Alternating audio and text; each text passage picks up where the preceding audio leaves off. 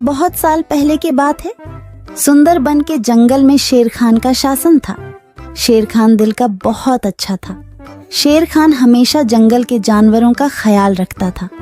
एक सियार शेर खान का वफादार मंत्री था। वह जंगल में घूमता और सारे समाचार लाकर शेर खान को देता रहता था। एक दिन सियार शेर खान के पास आया और कहा, महाराज, जंगल के सभी जानवर कह रहे हैं आपके बाद इस सिंहासन पर कौन बैठेगा। इसीलिए ये सब कह रहे हैं कि आपकी शादी हो जानी चाहिए, क्योंकि आपका संतान ही आगे चलकर इस जंगल का राजा बनेगा। हाँ, जंगल की जानवर सही कह रहे हैं। मेरा संतान ही आगे चलकर इस जंगल का राजा बनेगा। इसीलिए मैं अवश्य शादी करूंगा। तुम शादी की तैयारियां करो। फिर शेर खान की शादी बड़ी ही धूमधाम से हो रहे थे। जंगल के सभी जानवरों को शादी में बुलाया गया था। सिर्फ एक छोटे से चूहे को छोड़कर शादी में बहुत सारा खाने पीने का इंतजाम किया गया था। सभी जानवर पेट भर खाना खाया। इधर चूहा को निमंत्रण ना मिलने के कारण वह बहुत गुस्से में था। ये शेर तो बड़ा ही घमंडी निकला। उसने मुझे शादी में ना बुलाकर मेरा अपमान किया है। मैं इसका बदला अवश्य लूंगा। इस बात को लेकर चूहा बहुत ही नाराज था। वह मन ही मन सोचने लगा कि इसका बदला कैसे लिया जाए। कुछ देर सोचने के बाद वह एक योजना बनाता है। मैं भी शादी करूंगा। हाँ, मैं भी शादी करूंगा। बड़ी धूमधाम से शादी करूंगा और शादी में उस शेर को छोड़ के सभी को आमंत्रित करूंगा। हाँ, यही ठीक रहेगा। फिर चूहे ने शादी करने का फैसला कर लिया और वह अपने लिए एक दुल्हन ढूंढने निकल पड़ा। थोड़ी दूर जाने के बाद उसे एक दुल्हन दिखाई पड़ा।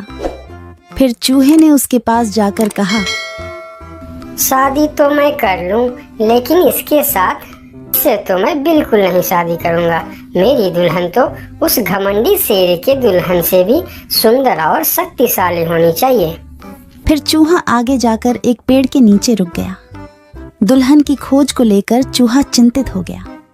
वह सोच रहा था कि भला इतनी सुंदर और शक्तिशाली दुल्हन उसे कहाँ मिलेगा। यह सोचते सोचते वह चल ही रहा था कि उसकी नजर आसमान की तरफ गई। उसने देखा कि सूर्य भगवान आसमान में चमक रहे हैं। तभी उसके दिमाग के बत्ती जली। अरे वाह, सूर्य भगवान तो सबसे शक्तिशाली है। कितना तेज है उनका। यही ठीक रहेगा। उनकी बेटी सुंदर भी होगी और शक्तिशाली भी। फिर चूहा एक पेड़ के नीचे ध्यान लगाते हुए बैठ गया और सूर्य भगवान को तपस्या करने लगा। ओम सूर्याय नमः, ओम सूर्याय नमः, ओम सूर्याय नमः। इधर चूहे को तपस्या करते हुए देखकर सूर्य भगवान बहुत आश्चर्य हुए कि यह नन्हा सा चूहा उनकी तपस्या क्यों कर रहा है। फिर सूरज भगवान चूहे के सामने प्रकट हुए। बोलो नन्हे से चूहे, तुम मेरे तपस्या क्यों कर रहे हो? क्या चाहिए तुमको? तुम जो मांगोगे मैं तुम्हें वह सब दूंगा। हे भगवान, आप आगे। मुझे तो अपनी आंखों पर यकीन नहीं हो रहा है कि एक नन्हा सा चूहे की बात सुनकर आप मेरे पास आ गए। हाँ, मैं सचमुच तुम्हारे पास आया हूँ। बोलो तुम्हें क्या चाहिए? भगवान, मैं शादी करना चाहता हूँ। अरे वाह, यह तो बहुत ही अच्छी बात है। इसमें मैं तुम्हारा क्या मदद कर सकता हूँ? मैंने यह प्रण किया है भगवान कि जो दुनिया में सबसे ज्यादा शक्तिशाली होगा मैं उसके बेटी से ही शादी करूँगा और आप इस दुनिया में सबसे शक्तिशाली हो।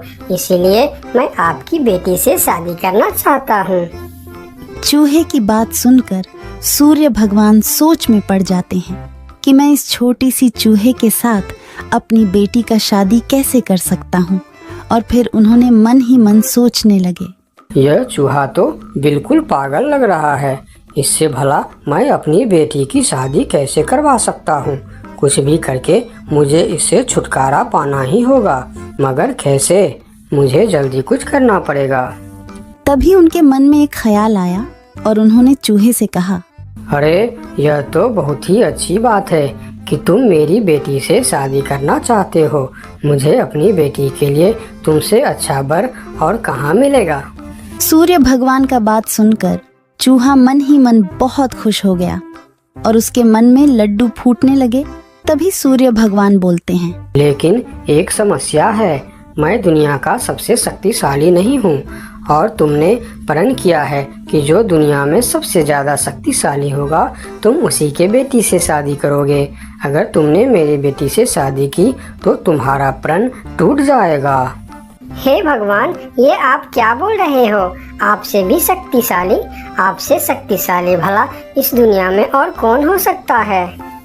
मुझसे शक्तिशाली तो वह बादल है जो अपने परछाई से मुझे भी ढक देता है।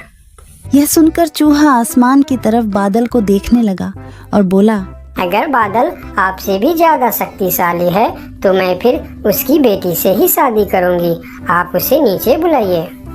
फिर सूर्य भगवान ने बादल को नीचे बुलाया और बादल उनकी बात मानकर धीरे धीरे नीचे आया। बादल जी, मैं आपकी बेटी से शादी करना चाहता हूँ क्योंकि आप दुनिया के सबसे शक्तिशाली हो। मैं अपने आप को बहुत बड़ा भाग्यमानी समझूंगा अगर आपकी विवाह मेरी बेटी से हुई, लेकिन मैं दुनिया का सबसे शक्तिशाली नहीं हूँ। मुझसे शक्तिशाली तो हवा है जो हमें भी उड़ाकर दूर चला जाता है। अच्छा, तो यह बात है। ठीक है, फिर मैं हवा की बेटी से ही शादी करना चाहता हूँ। आप हवा को बुलाइए। फिर बादल ने हवा को बुलाया और हवा धीरे धीरे करके नीचे आया। फिर चूहा ने अपनी विवाह का प्रस्ताव हवा को बताया। फिर हवा मुस्कुराते हुए बोली, मुझे बहुत अच्छा लगेगा अगर मेरी बेटी की विवाह आपके साथ होता है, लेकिन मैं दुनिया का सबसे शक्तिशाली नहीं हूँ। मुझसे शक्तिशाली तो पर्वत है जो हमारे हवा के झोंकों को भी रोक देता है। आप उनकी बेटी से ही शादी कीजिए। फिर पर्वत को भी बुलाया जाता है और चूहे ने पर्वत के सामने भी अपना प्रस्ताव रखता है। पर्वत जी, आप दुनिया का सबसे शक्तिशाली है और मैं आपकी बेटी से शादी करना चाहता हूँ। क्या आपको कोई ऐतराज है? मुझे भला क्या ऐतराज हो सकता है? आप मेरी बेटी से विवाह करना चाहते हैं, यह बहुत ही अच्छी बात है, लेकिन मैं भी दुनिया का सबसे शक्तिशाली नहीं हूँ। ये आप क्या कह रहे हैं? मैं यकीन नहीं कर सकता कि आपसे शक्तिशाली भी दुनिया में और कोई होगा। हाँ है, मेरे शिखर पर एक मोटा सा चूहा रहता है। वह मुझे रोज कुतर कुतर के वहाँ एक बड़ा सा सुरंग बना लिया है और उसमें अपने बच्चों और परिवार के साथ रहता है। वह मुझसे भी शक्तिशाली है। आप उसी के बेटी से क्यों नहीं शादी कर लेते? अगर ऐसी बात है तो फिर आप मुझे ले चलो उसके पास। मैं उसके बेटी से ही शादी करना चाहता हूँ। फिर सब मिलकर उस मोटे चूहे के पास जाता है और उसके पास उस नन्हा सा चूहा का शादी का प्रस्ताव रखता है। फिर जब नन्हा चूहा उस मोटे चूहा की बेटी को देखते हैं तो वह उसे बहुत पसंद आता है और फिर उन दोनों का शादी बहुत ही धूमधाम से होता है। नन्हे चूहे ने जंगल की सारे जानवरों को निमंत्रण दिया, लेकिन शेर से बदला लेने के लिए उसने उनको निमंत्रण नहीं भेजा। जब शेर खान को इस बात की खबर होती है तो शेर खान बहुत ही गुस्सा हो जाता है और अगले दिन सियार को उस चूहे के पास भेजता है और बोलता है, उस चूहे को कल मेरी दरबार में हाजिर करो। अगले दिन सियार उस चूहे को बुलाने के लिए उसके घर पर जाता है। अरे चूहा भाई, तुमको शेर खान ने याद किया है, जल्दी चलो। चूहा सियार के साथ शेर खान के दरबार में जाता है। उसे देखते ही शेर खान चिल्लाकर बोलते हैं, क्यों रे चूहे, तुम्हारी इतनी बड़ी दुस्साहस? तुमने अपनी शादी में जंगल की सभी पक्षी और जानवरों को निमंत्रण दिया और तुमने मुझे बुलाना सही नहीं समझा। मैं इस जंगल का राजा हूँ और सबसे शक्तिशाली भी। अगर मैं चाहूँ तो तुमको एक झटके में खत्म कर सकता हूँ। मुझे माफ कर दीजिए महाराज, जब आपने अपनी शादी में पूरे जंगल को निमंत्रण दी और मुझे नहीं दी तब मुझे भी ऐसे ही दुख हुआ था।